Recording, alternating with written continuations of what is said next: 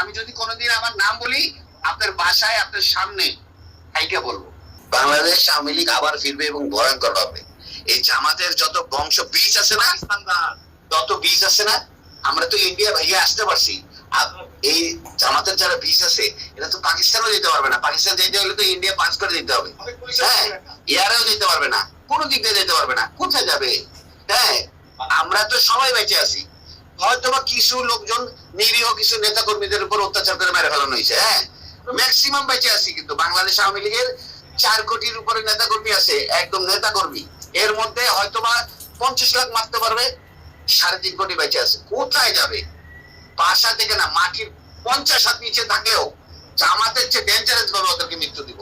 ওরা কি মারছে, ওরা হচ্ছে ভয়ঙ্কর ভাবে মারবো। এটা প্রশাসনের লোক হোক, আর্মির লোক হোক, আর ওই রাজনৈতিক নেতা কর্মী হোক।